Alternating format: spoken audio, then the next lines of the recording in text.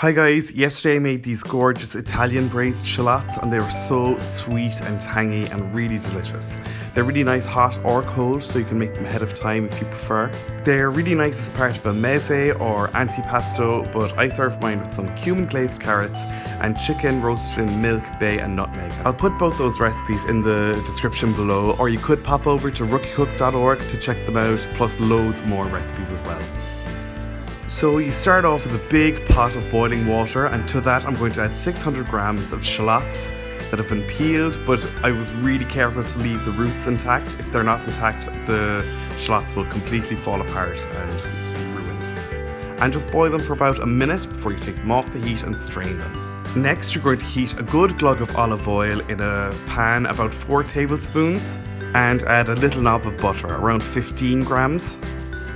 Once that's hot and sizzling, go in with your shallots and stir them around until they're nice and coated in the oil, and let them cook for a few minutes until they're starting to brown on all sides.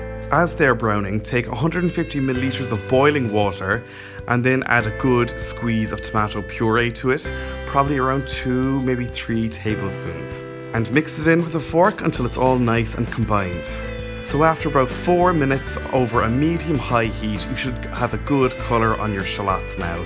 So go in with your diluted tomato puree, followed by about 3 tablespoons of balsamic vinegar, 2 tablespoons of sugar, 1 teaspoon of coarsely ground black pepper, and a generous sprinkling of sea salt flakes, probably around half a teaspoon.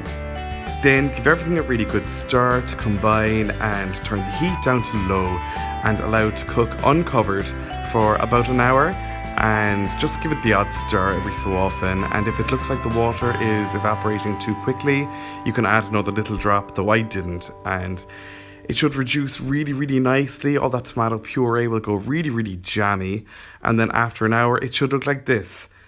Really nice. All that sauce has really reduced and intensified in flavour, and it's coating the shallots really nicely, and the shallots are done when they're fork tender. That's perfect now. You can see there that nothing has caught or burnt, just everything is reduced and intensified. Perfect. Now just transfer them to a serving bowl and serve hot or cold. They'll be delicious either way.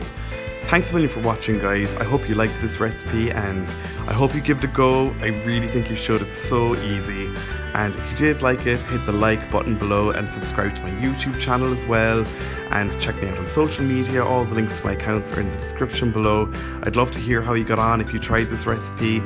And there's also the link to the full recipe over on my blog, www.rookiecook.org.